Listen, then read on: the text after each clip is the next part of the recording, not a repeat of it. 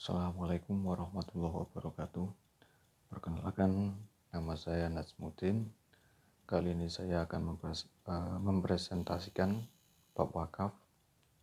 Adapun sejarah wakaf, esensi wakaf pada dasarnya telah dilakukan oleh umat Islam terdahulu, termasuk di kalangan non-muslim.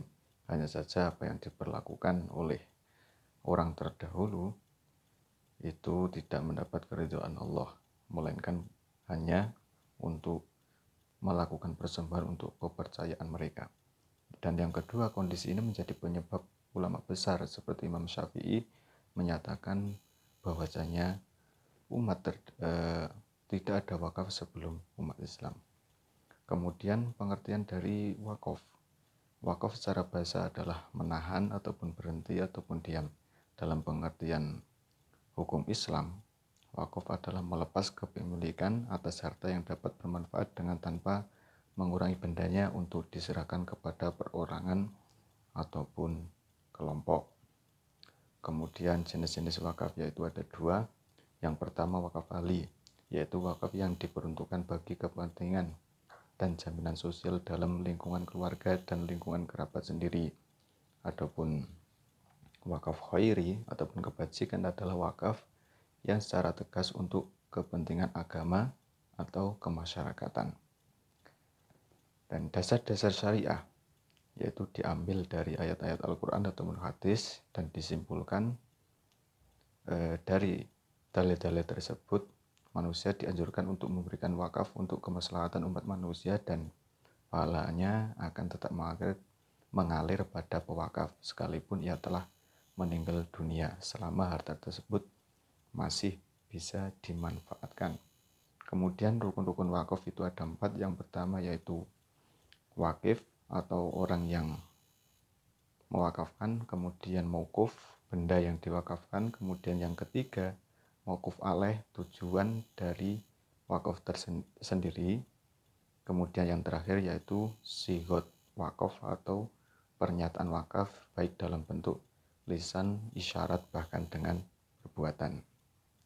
Kemudian syarat-syarat wakaf yaitu untuk yang pertama untuk selama-lamanya, jadi tidak boleh ketika benda tersebut tidak bisa bertahan lama seperti hanya makanan, maka itu tidak boleh untuk diwakafkan. Kemudian tidak boleh dicabut.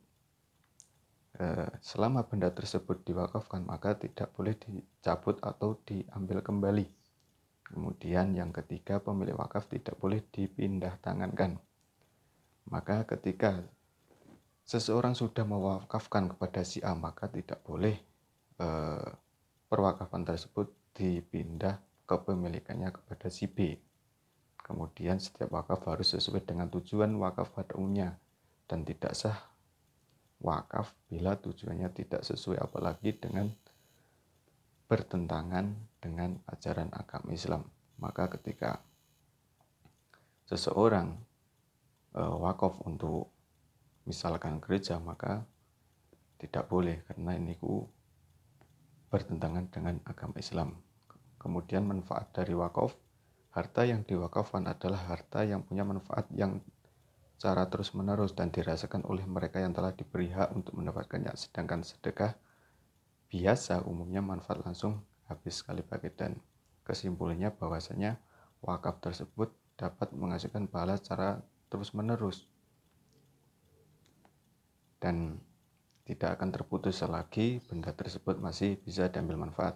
Untuk kesimpulannya yaitu wakaf adalah menahan benda yang tidak mudah rusak ataupun musnah untuk diambil manfaatnya bagi kepentingan yang dibenarkan oleh syariat dengan tujuan memperoleh pahala dan mendekatkan diri kepada Allah Subhanahu wa taala. Menurut jumhur ulama, boleh mengibaratkan apa saja kecuali yang tidak halal seperti anjing dan tidak boleh dimiliki. Sekian dari saya. Assalamualaikum warahmatullahi wabarakatuh.